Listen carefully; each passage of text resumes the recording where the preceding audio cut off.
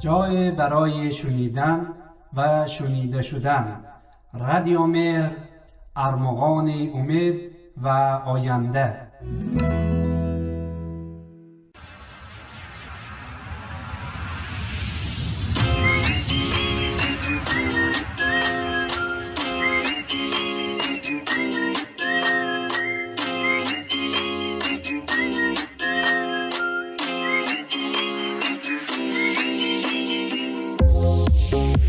بسم الله الرحمن الرحیم.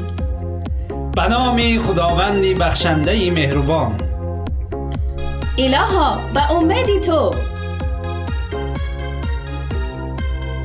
سلام هموطنان. سلام برخاسته از دل و نشسته بر دل.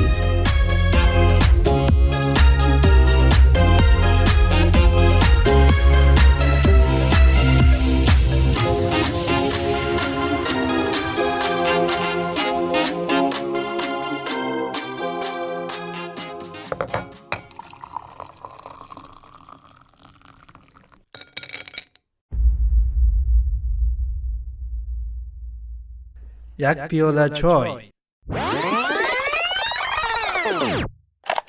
برای من چای همیشه بیشتر از یک نوشیدنی ساده است. چای بهانه است برای همصحبت شدن با کسی. حتی چای میتواند واحد اندازه‌گیری میزان صمیمیت و رفاقت باشد. میپرسید چی خیر؟ وقتی در هنگام چای خوردن با دوستتان صحبت میکنید، هر اندازه که چای خنک شود نشان می‌دهد چقدر حرف برای گفتن دارید که چایتان را فراموش کرده اید. امیدوارم با یک رفیق صمیمی که چای می‌نوشید و می‌گویید و می‌خندید و هر از گاهی که پیاله را سر می‌کشید با خودتان بگویید ای باز هم خنک شد. چای را جدی گیرید.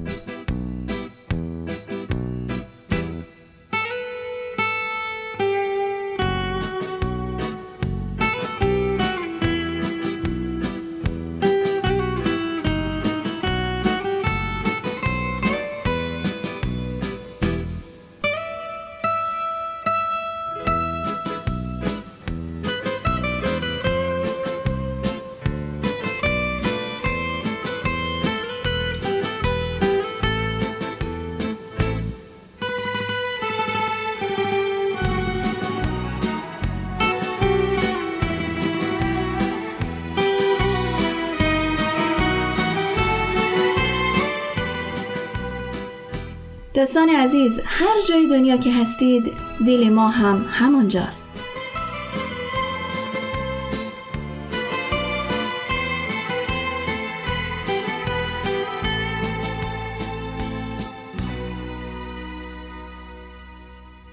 تا به حال تجربه کرده اید که در یکی از خیابان‌های سیرماشین دوشنبه یک لحظه ماشین خاموش بشود و شما چند ثانیه دیرتر دوباره به حرکت در بیاورید؟ و علاوه ماشین عقب‌انگی هم عجله بسیار داشته باشد. چی اتفاقی می افتد؟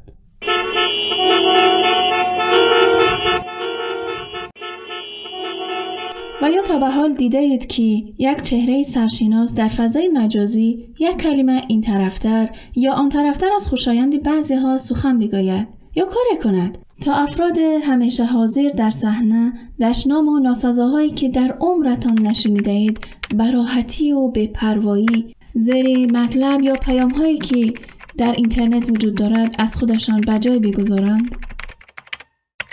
راستی این همه خشم و بی‌مهری از کجا می آید؟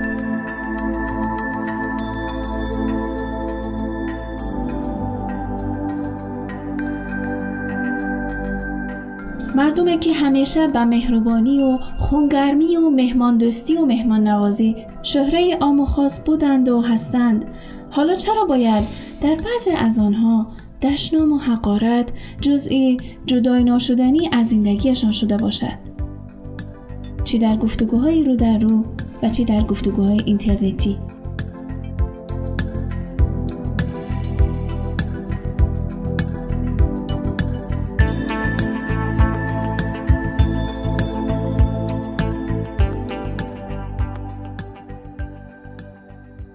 یک روز ارباب لقمان گوسفند را به او داد و گفت: این گوسفند را بکش و بهترین اعضایش را برای من بیاور. لقمان گوسفند را کشت و دل و زبانش را برای اربابش برد. او گفت این دو عضو بهترین اعضاست.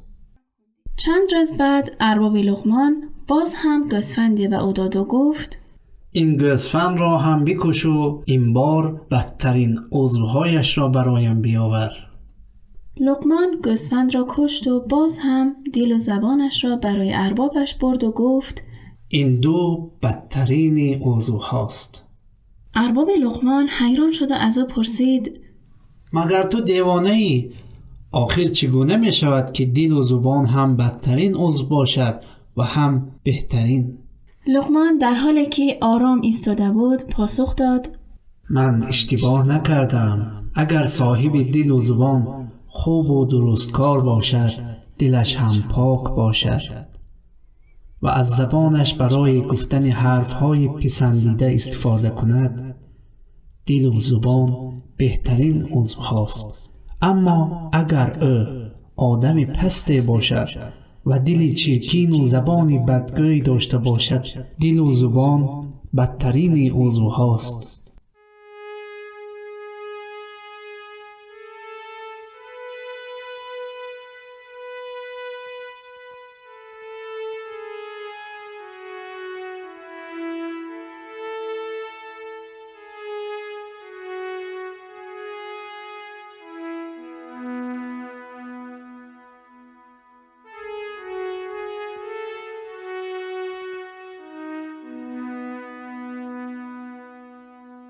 امیدوارم دل و زبانی همه ما هم پاک باشد و جز نیکی برای یکدیگر نخواهیم.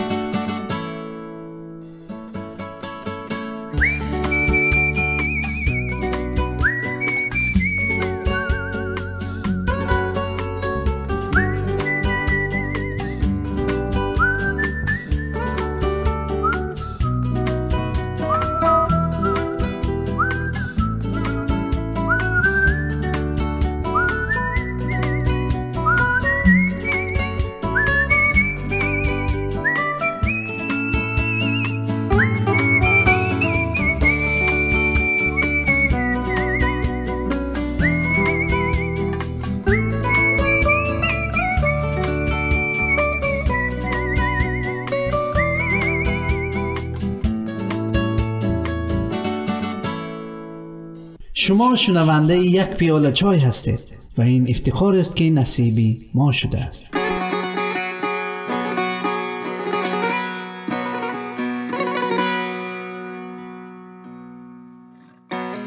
دین اسلام شخصیت و آبروی انسان را شریف می‌داند که حتی در برخی از روایات آبروی شخص مسلمان و مؤمن را از کعبه بالاتر می‌داند.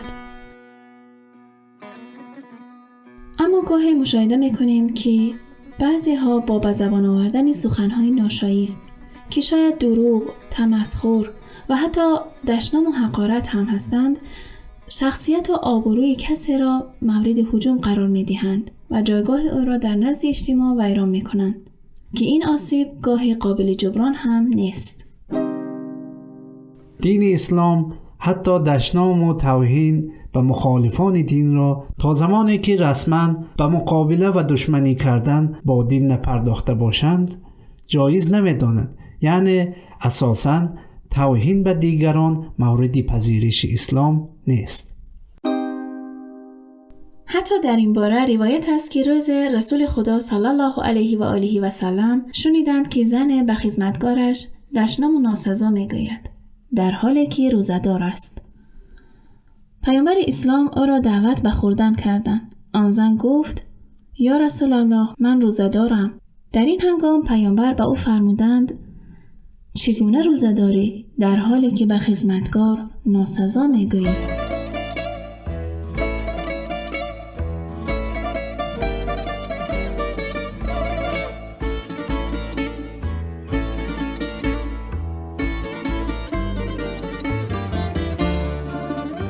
به عقیده بسیار از روانشناسان این خصلت زشت و ناپسند ریشه در احساس حقارت دارد که خود دشنام دهنده تجربه کرده است. دلایل دیگری هم مانند محیط اجتماعی، تجربیات شخصی، تعاملات اجتماعی فرد، خودستایی و خودپسندی هم تأثیر دارد.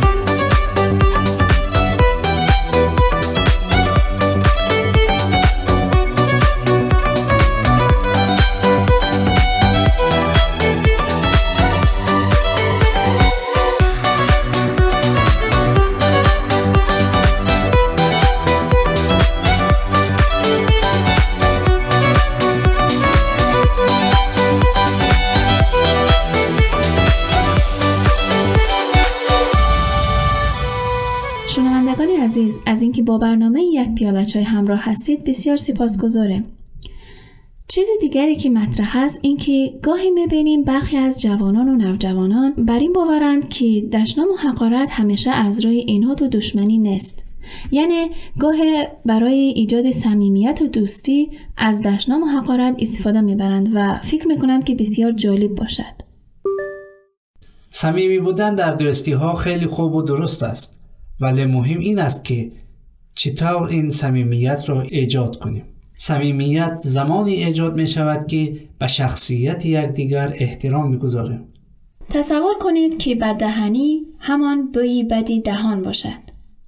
پس اگر کسی به بوی بدی دهانش افتخار کند، دو حالت بیشتر ندارد. یا باید به سالم بودن عقلش شک کرد و یا باید فهمید که از بی‌مدنیتی شدید رنج میبرد.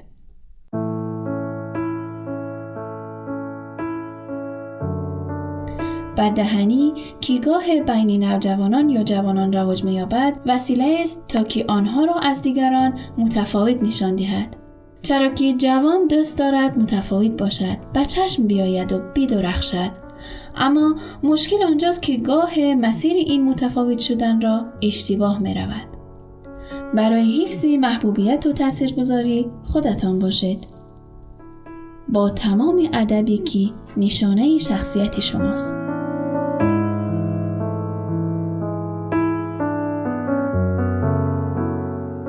همراهان و شنوندگان عزیز، از اینکه تا اینجای سخن با ما همراه بودید بسیار قدردان هستیم. اکنون یک سوال.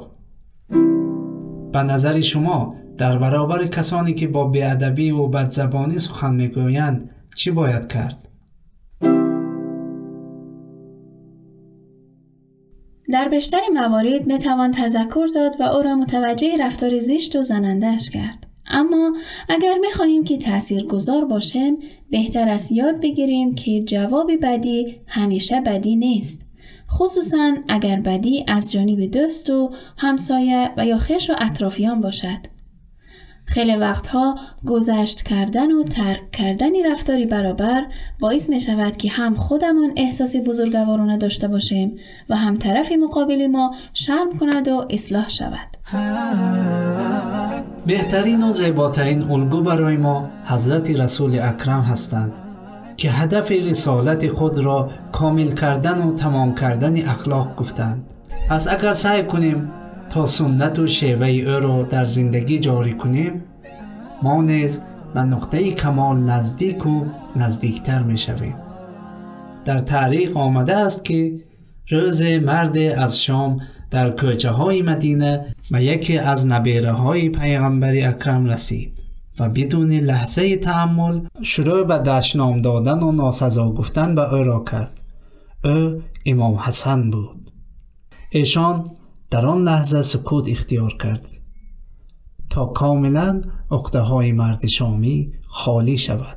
سپس گفتند: من فکر میکنم تو در این شهر غریب باشی. اگر خانه نداری خانه من از آن توست. اگر قرض داری من قبول میکنم که قرضت را بدهم و اگر گرسنه تو را سیر میگردانم. این گونه برخورد و عکس العمل هرگز به ذهن مرد نمی رسید.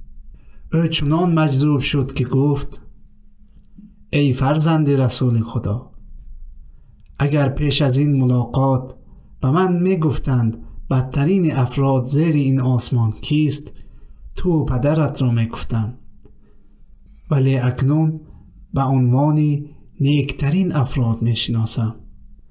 مرد آنقدر شیفته اخلاق امام حسن شد که تا زمانی که در مدینه بود در خانه امام حسن و سر سفره آن حضرت بود و یکی از دوستداران پیغمبر و خاندانش شد. بمكارم الأخلاق نور قد رنا وعلى محياها البهاء ترنما. بمكارم الأخلاق نور قد رنا وعلى محياها البهاء ترنما. بمكارم الأخلاق نور قد رنا وعلى محياها ولها على وجه السماء تألق وبها إلى العلياء نرقى سلما. ولها على وجه السماء تألق وبها إلى العلياء نرقى سلما.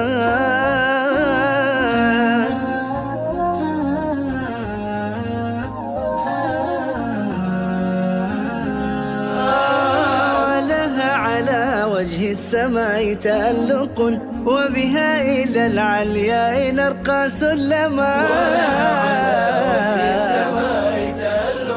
وبها إلى العلياء نرقى سلما.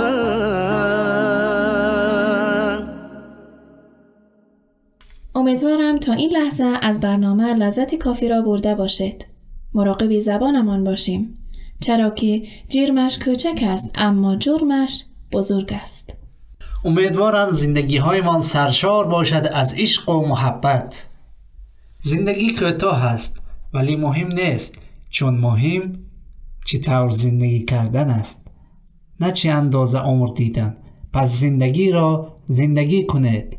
تا برنامه و یک پیاله چای دیگر، خدا نگهدار.